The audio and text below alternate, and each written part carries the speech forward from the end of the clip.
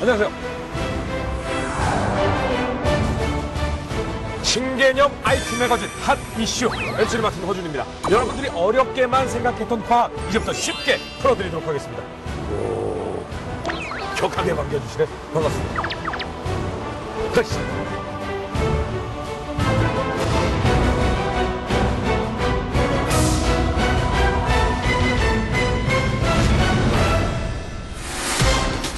핫 이슈 오늘의 주제는 바로 드론. 단순한 무인 비행기가 아니다. 어느새 우리 생활 속에 들어온 멀티 엔터테인먼트 기기인데 2015년 핫 키워드 드론. 드론 앞으로 어떤 의미가 될 것인가?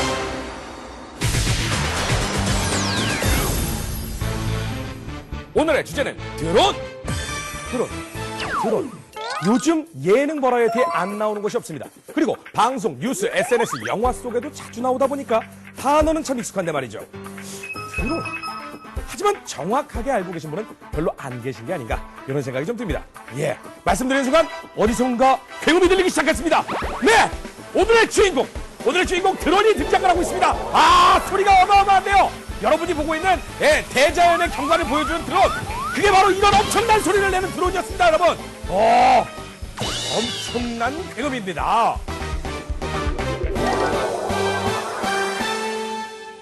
자, 일단 좀 진정을 하도록 하겠습니다. 자, 드론이 무엇이냐?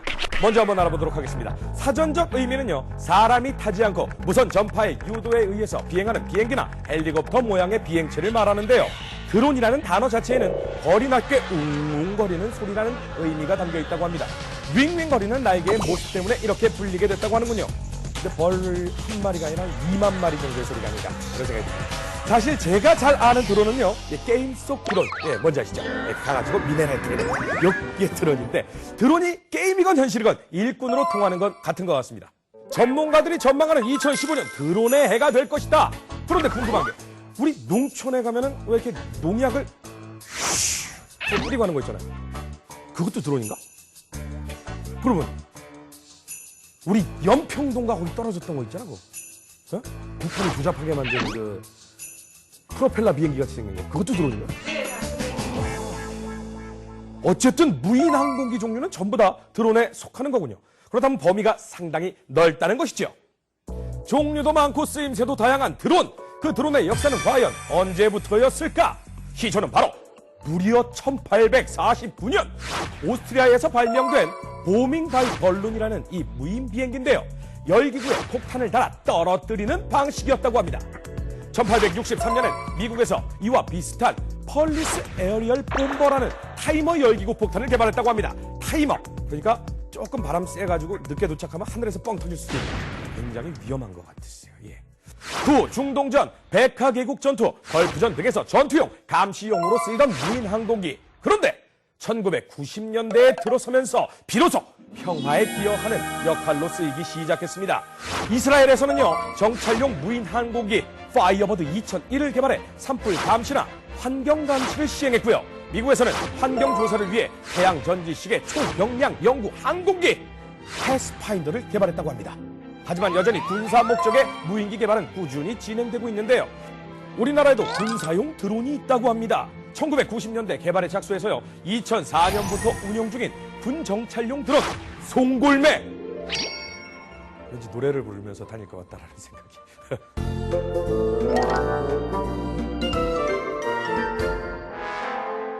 자, 그리고 최근 국내 기업 D사에서 수직 이착륙 무인 항공기를 개발하고 있다고 합니다. 그 외에도요, 농업협동조합에서 보유한 농약 살포 목적의 140여 대의 무인 항공기까지. 우리나라도 알고 보면 드론 선진국이 아닌가. 왜냐면 사람 안 타고 조종하는 게 드론이니까 엄청 많이 있을 것 같은데요, 그러면? 저희 집에도 사실 드론이 하나가 있습니다. 조그만한 리모컨으로 조종하는 건데 날개가 4개, 프로펠러가 달려서 웽 하고 날아다니는 건데 중소기업 박람회에 가가지고 제가 하나 구해왔는데요. 남자들은 사실 드론에 대한 로망이 좀 있거든요. 저희 아들이 4살인데 벌써부터 제가 이 드론을 날리면 아빠 나도 넌 아직 어려서 안 된단다. 아무튼 우리나라 기업이나 연구소에서도 드론을 많이 개발하고 있는가 봅니다. 얼마 전 미국 라스베가스에서 열린 CES라는 게 있는데요. 세계 최대 IT 가전 전시회입니다. 여기서 국내 중소기업의 드론이 주목을 받았고 당당하게 찬사를 받았다고 합니다. 얘기. 오늘 축하드립니다. 1등입니다. 1등으로는 축하를 드리도록 하겠습니다. 찬사가 아니라 다음번엔 상을 좀 받았으면 좋겠다. 이런 생각이 드네요. 바로 이게 그 드론이 되겠습니다. 예헤이! 어때요? 신기하죠? 이게 굉장히 작은 공간에서도 놀 수 있어요. 와! 그리고 프로펠러가 상당히 부드럽습니다. 그래서 사실 이 드론 같은 경우에는 그렇게 위험하지는 않습니다. 착륙도 가능해요. 아니 근데 사실 이거 같은 경우에 가격이 요즘에는 얼마나 하죠? 12만 8천 원. 네. 제가 샀을 때도 그 정도 됐었는데 사실 정말 이 하늘을 날아다니는 그리고 이게 한 500m인가? 예, 굉장히 멀리까지 보낼 수 있거든요. 군사용으로 쓰이는 거 말고도 예, 이렇게 가지고 놀 수 있는 드론들이 있는데 다른 방면에도 쓰이는 데가 있나? 택배. 왜? 이걸로 택배를 한다고요? 진짜? 그러면 띵동 누구세요? 택배인가? 문 딱 열어보면 드론이 택배 왔어요 사인 그런가? 아무튼 드론의 발전 어디까지 갈지 기대가 많이 됩니다. 드론이 일상 속으로 들어왔다? 드론은 보셨나? 날아다니는 셀카봉! 손목시계처럼 차고 있던 드론이 나를 따라다니면서 영상과 스틸 사진을 찍어준다. 암벽 투기를 할 때 셀카를 찍고 싶다? 문제 없습니다. 자, 이번엔 배달까지 한다. 독일 운송회사 DHL이요 최대 1.2kg의 짐을 나를 수 있는 파슬코프터를 개발. 1.2kg면 웬만한 택배는 다 되겠네요. 최근엔 항구에서 12km 떨어진 북해 위스트 섬까지 날아가서 의약품을 배달했다고 합니다. 야, 이건 사람 살리는 드론이네. 세계 최대 온라인 유통업체 아마존도 최근 드론 택배기사를 모집합니다라는 채용 공고를 냈는데요. 올해 상반기부터 모집을 시작. 운전면허증이 아니고요. 5년 이상 드론 조종 경력이 있는 사람을 채용할 계획이라고 합니다. 긴급상황! 환자가 위급할 때 전화로 부르면 1분 만에 현장에 도착하는 네덜란드의 앰뷸런스 드론도 있다고 합니다. 그 교통 상황이 좋지 않을 때 재빠르게 도착해서 인명을 구할 수 있으니까 정말 기특한 녀석이 아닌가 이런 생각이 듭니다. 자, 드론에 대해 궁금한 점을 시원하게 긁어드리기 위해 전문가를 모셨습니다. 벌써 나오셨습니다. 안녕하십니까. 안녕하세요. 사실 좀 드론과 너무 이렇게 좀 어울린다 이런 외모를 좀 가지고 계셨다라는, 요 드론하고 특히나 잘 어울린다라는 그런 느낌이 좀 들고 계십니다. 맞습니다. 정말 궁금한 점이 좀 많은데요. 이제 가지고 나온 드론들이 일반적인 저희가 생각하는 비행기, 뭐 헬리콥터 이런 것과 좀 다르게 생겼어요. 네, 그렇죠. 많이 다르죠. 근데 전 제일 궁금한 게 프로펠러가 4개가 이렇게 보통 이렇게 있더라고요. 근데 나는 원리가 굉장히 궁금해요. 간단하게 말씀드리면 지금 프롭들이 이제 시계 방향과 반시계 방향으로 돌아가요. 아, 한 방향으로 돌아가는 게 아니고. 네, 그렇죠. 네. 네, 그래서 대각선으로 얘네들이 다르게 굽혀요. 아, 그러면, 네. 그러면 이렇게 보면 이것과 이것은 예를 들어 시계 방향이다. 네, 그러면 그렇죠. 이것과 이것은 반시계 방향으로 방향. 도는군요. 그렇습니다. 왜 그런 거죠? 기체들이 원 프로펠러일 경우는 네. 프로펠러의 방향에 따라서 각도를 조정하면서 비행이 가능해집니다. 네네. 그런데 이 같은 경우는 실제 이제 작용과 반작용의 원리를 위해서 이제 비행을 하기 위해서 서로 다른 방향으로 돌게 되는 거죠. 네, 그래서 고도를 맞추게 되고 실제 전진이나 후진이나 이걸 하게 됩니다.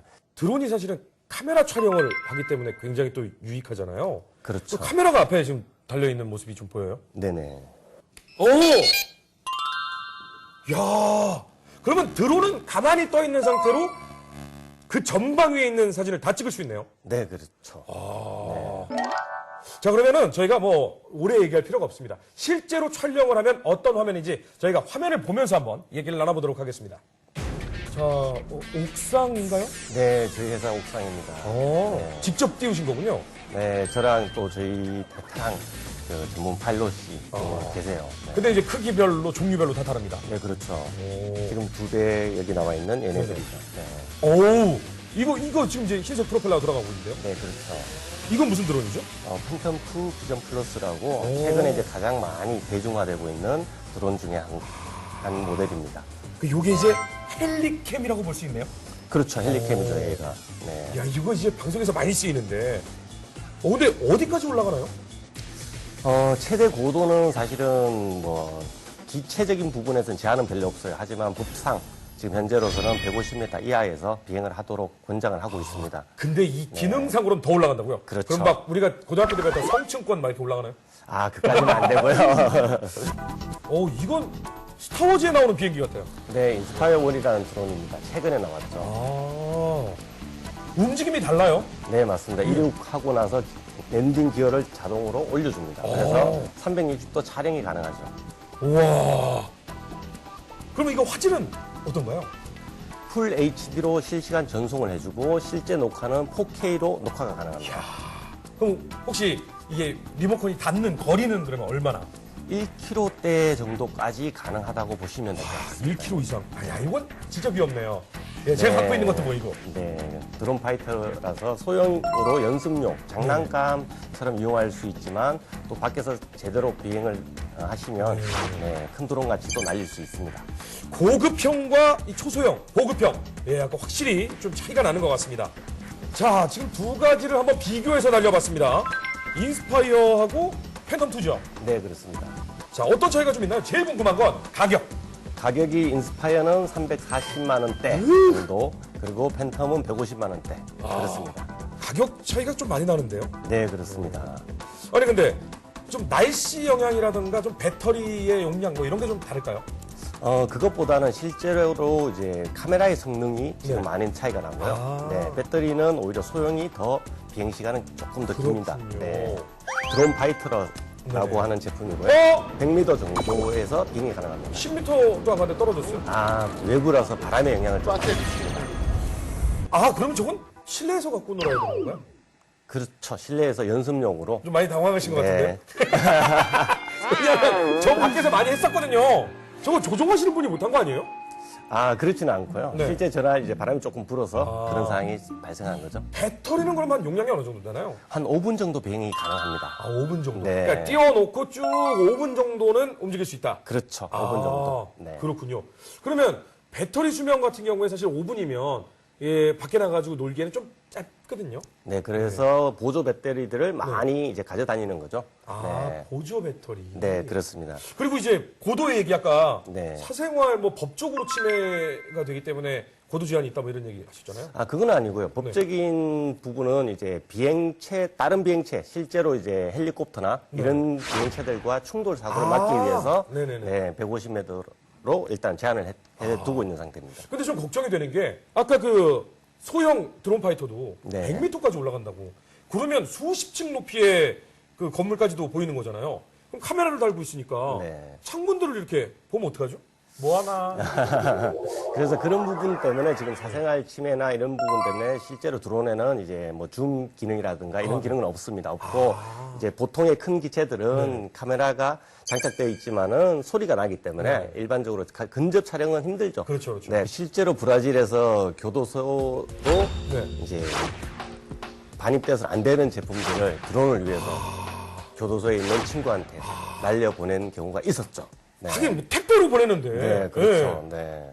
그리고 또 카메라가 워낙 화질이 좋다 보니까 저 높은 곳에서부터 이렇게 쫙 찍고 돌아다니면서 막 이러면은 그래서 실제로 누드비치에서 비행을 하다가 걸린 경우도 있었습니다.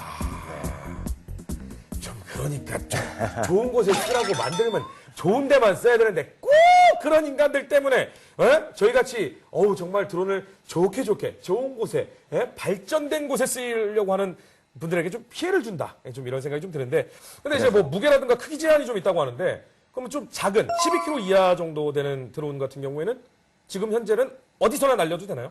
그렇지는 않습니다. 비행 절대 금지 구역이 있습니다. 거기선 기체의 크기랑 고도랑 상관없이 절대 하면 안 돼요. 아, 그래요? 네, 그러면 그렇습니다. 뭐 이만한 것도 안 됩니까? 사실은 그렇습니다. 그러니까 지금 이게 얼마나 작은지 한번 보여드릴게요. 요만해요. 근데 이 드론도 비행 금지 구역에서는 못 띄우는 거예요? 심지어는 연도 날리면 안 돼요. 아, 연도 안 돼요? 네. 와, 그렇구나. 이제는 뭐 개인이 드론을 자유롭게 보유할 수가 있어서 1인 1드론 시대가 아닌가 뭐 이런 생각이 좀 드는데 앞으로 드론이 어디까지 발전할 것인가 이거 저 좀 궁금합니다. 드론들이 정말 초소형화, 네. 그러니까 지금 작은 새나 박쥐나 벌 같은 모양 형태로도 지금 드론들이 이미 미국에서 개발이 되어서 첩보용이든 이런 쪽으로도 계속 발전이 되겠죠. 네. 그 진짜 이만한 거니까 이거를 모양을 약간 새처럼 만들어 놓으면 이게 날아다니면 우와 벌새인가 보다 이러면 사진을 날 찍고 있는 거잖아요. 그렇죠. 네. 그리고 거기에다가 폭탄이 장착할 수도 있죠. 여러분들 이런 게 가까이 와서 이렇게 찍고 있으면 냅다 펴보세요. 자 오늘 정말 많은 종류의 드론들 좋은 말씀들 너무너무 감사합니다. 네 다시 한번 감사 말씀드립니다. 감사합니다.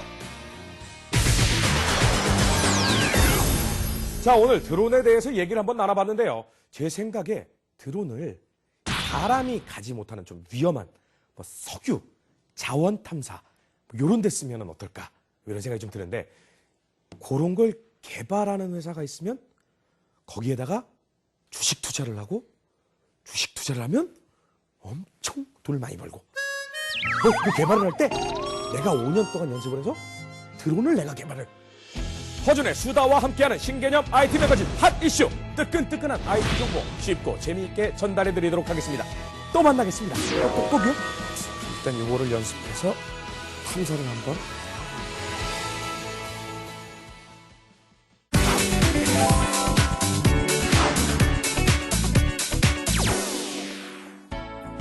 안녕하세요. 생활 속 숨겨진 과학을 찾아 파헤치는 YTN 사이언스 통의 고유경입니다.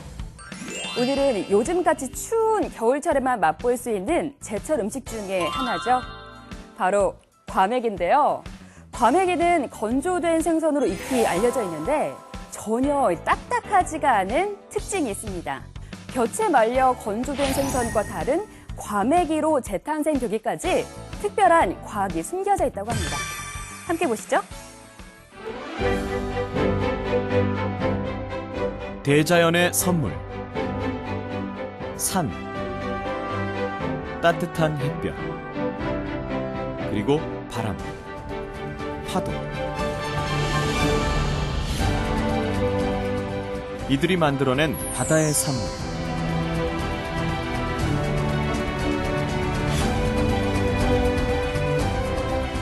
겨울이 빚어낸 바다의 맛, 건조의 과학, 과메기. 포항 구룡포에 위치한 한 재래시장. 요즘같이 추운 겨울, 이곳 재래시장에는 전국 각지에서 온 손님들로 문전성시를 이룬다는데요. 그 이유는 바로 포항의 명물 과메기 때문. 껍질을 벗긴 쫀득한 속살의 유혹. 과연 그 맛은 어떨까요? 맛있어요. 사람들의 입맛을 사로잡은 과메기의 매력은 과연? 너무 좋아해. 과메기 왜 좋아하세요? 고단백이라 너무 맛있는 것 같아요. 좋아해요. 포함하면 영양도 좋고요. 피부에도 좋고. 먹어보면 자꾸 먹고 싶은 마음이 들어요. 서적 규합청서에 따르면 과메기의 어원은 청어의 눈을 꼬챙이로 꿰어 말렸다는 관목에서 유래했는데요.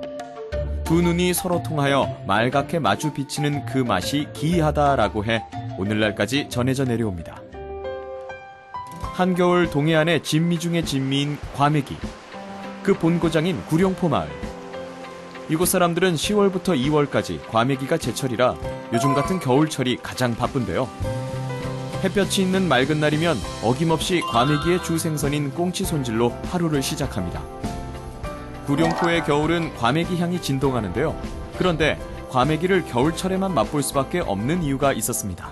여름에 하면은 생선이기 때문에 상할 우려가 있고 또 식중독이라든가 이런 그 균이 발생할 수도 있고 그 겨울철에는 추우니까 그 또 말리는 것도 쫀득쫀득하니 잘 말릴 수 있고 추운 겨울에 말리는 것이 과메기는 제일 그 제철입니다. 차가운 해풍을 이겨내야 탄생되는 과메기. 과메기 작업의 첫 번째는 10월에서 11월 사이 미리 잡은 꽁치를 손질해야 합니다. 하루 평균 약 20상자의 꽁치를 머리와 뼈, 내장을 제거해 반으로 가르는 작업이 이루어지는데요. 손질된 꽁치는 바로 세척 과정이 이루어집니다. 과메기 제조에 있어서 가장 중요한 것이 까다로운 세척 방법인데요. 수돗물이 아닌 해수로 손질된 꽁치는 3번의 헹굼 과정이 이루어지는데요. 그런데 이곳 덕장에서는 특별한 비법이 있었습니다. 저희는 식초를 조금 넣어서 비린내를 제거하기 위해서 그렇게 하고 있습니다. 어느덧 꽁치 손질도 막바지에 접어드는데요. 건조 작업을 앞두고 해수에 식초를 섞어 완벽한 비린내 제거를 위해 한 번 더 세척 과정이 이루어집니다. 세척된 꽁치를 대나무대에 가지런히 걸어 햇볕이 잘 들고 해풍이 잘 부는 곳에 건조시키는 것이 과메기 제조 과정의 관건인데요. 낮에는 녹았다, 밤에는 얼었다의 과정을 약 3일간 거치게 되면 바로 구룡포의 명물 과메기로 탄생하게 됩니다. 지역적으로 아주 천년의 조건을 갖춘 데입니다. 저 산에서 불어오는 저 산바람과 바다에서의 부는 바닷바람이 마주치고 또 해가 그 산이 막히지 않아가지고 바다가 확 트여 있기 때문에 해가 올라오면은 바로 덕장하고 연결되는 곳이 구룡포입니다. 그래서 구룡포는 과메기 말리는 데는 최적지가 아닌가. 네, 과메기는 일반 건조된 생선과 달리 세척 과정에서도 다른 점이 있었는데요. 화면에서 보셨던 것처럼 곰팡이 방지를 위해 손질된 과메기를 바닷물에 세척을 하는 특이점이 있었습니다. 특히 과메기의 본고장인 구룡포의 경우 지역적으로 북서풍이 좋고요. 또 수온이 따뜻해서 과메기 건조 과정의 최적의 조건이었는데요. 과메기는 자연풍에 그대로 건조시키는 것처럼 아주 간단하게 보이지만 알고 보면 과메기 건조에 있어서도 과학적 원리가 숨겨져 있었습니다. 과메기 건조의 숨은 과학, 온도. 겨울철 과메기 향으로 가득한 이곳 구룡포 마을. 전통 방식 그대로 어떤 성분도 조미되지 않은 채 자연 그대로 건조되는 과메기. 이 속에는 과학적 원리가 적용됐습니다. 특히 과메기는 지형과 온도, 습도, 풍속에 민감해 쉽게 변질되는 특징이 있는데요. 최하 영하 10도, 최고 온도 영상 10도를 유지해야 최상의 과메기로 만들어지는데요. 적정 온도를 유지한 과메기는 싱싱하고 쫀득쫀득한 식감을 구사하지만 온도가 그 이상, 그 이하가 되었을 땐 과메기의 상태가 쉽게 변질돼 산패 진행 속도가 빨라지게 됩니다. 온도가 너무 높아 버리면 겉면은 딱딱해지는데 내부에서는 아직 안쪽은 건조가 안 일어나다 보니까 일정 시간 지나면 이제 부패라는 부분들이 있을 수 있고요. 습도가 너무 높으면 뭐 곰팡이라든지 세균에 의해서도 일 수 있는 부분입니다. 과메기 건조의 숨은 과학, 바로 수분. 일반적으로 건조된 다른 생선과 달리 쫄깃한 식감을 위해 촉촉한 수분을 유지하기 위해선 남다른 비결이 있었습니다. 이제 이 과메기의 기름, 이 기름이 쭉 빠지면서 미용에라든가 그다음에 건강식품으로서도 아주 맛있게 그렇게 표현하고 있습니다. 꽁치의 다량의 기름이 알맞게 빠져 과메기로 탄생되는데요. 얼었다 녹았다를 반복해 건조된 생선임에도 불구하고 촉촉한 과메기. 꽁치였을 때의 수분 함량과 과메기로 건조시킨 뒤 수분과 그 영양은 얼마나 차이가 날까요? 과메기로 탄생되기 전에 꽁치의 수분 함량은 70%. 약 3일간의 건조 기간을 거친 과메기의 수분 함량은 40%로 유지되는데요. 이로써 잘 말려진 과메기로 탄생하게 됩니다. 일반 건조된 생선과는 달리 과메기는 최상의 수분을 가지고 있어 쫄깃한 식감을 자랑하게 됩니다. 특히 꽁치가 과메기로 건조됐을 때 그 영양소들 또한 월등히 높아져 겨울철 건강식으로 자리 잡고 있습니다. 과메기는 열 처리하지 않고 자연 건조시키기 때문에 영양소가 열에 의해 파괴되지 않는 영양소가 풍부한 식품입니다. 특히 과메기에는 숙취 해소에 좋은 아스파라긴산, 또 지방산인 EPA와 DHA, 그리고 칼슘이 많이 함유되어 있는 식품입니다. 과메기는 고단위 단백질과 지방을 갖고 있어 각종 채소들과 함께 곁들여 먹으면 훨씬 건강에 좋습니다. 이뿐만 아니라 과메기를 다양하게 즐길 수 있었습니다. 싱싱한 과메기에 튀김옷을 입혀 남녀노소 누구나 즐길 수 있는 과메기 튀김부터 추운 겨울철 속을 얼큰하게 달래줄 달달한 과메기 조림과 매콤한 양념과 함께 곁들여 먹을 수 있는 새콤달콤한 과메기 무침까지 과메기의 무한 변신은 날로 발전하고 있습니다. 이 때문에 구룡포에서 과메기를 찾는 사람들은 더 많아졌는데요. 겨울철 바다의 보약 과메기. 건조된 것이 딱딱하지 않고 쫄깃하고 촉촉한 식감으로 대한민국 국민들의 입맛을 사로잡은 과메기. 씹으면 씹을수록 고소한 맛을 더해 중독성이 짙은데 그 매력의 끝은 어디까지일까요? 일단 고소하잖아요. 포항에 오게 돼서 이렇게 먹게 됐는데 정말 맛있습니다. 집에 가서도 계속 생각날 것 같습니다. 겨울에만 만날 수 있는 겨울바다의 참맛. 소금기 머금은 매서운 겨울 해풍을 이겨낸 구룡포 어부들의 손길과 정성이 깃든 전통 발효 음식 과메기. 이번 겨울철엔 과메기와 함께 해보시는 건 어떨까요? 겨울철 별미 과메기. 쫄깃하고 말랑말랑한 식감을 자랑하는 과메기로 탄생되기까지 온도, 습도, 또 바람과 햇볕의 요건이 필요했습니다. 여기 보이시나요? 네, 과메기 샐러드부터 과메기 무침, 과메기 김밥까지 있는데요. 제가 한번 먹어보겠습니다.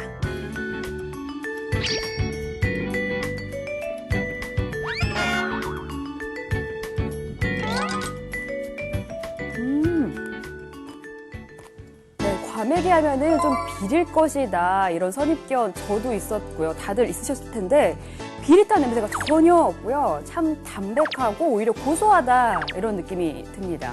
특히 과메기 기름에는 항암 효과까지 있어서 건강까지 챙기실 수가 있으니까요. 이번 겨울철 과메기로 건강 챙겨보시는 것도 좋은 방법이 될 것 같습니다. 생활 속 과학을 파헤쳐보는 사이언스 통 다음 시간에 다시 찾아오겠습니다.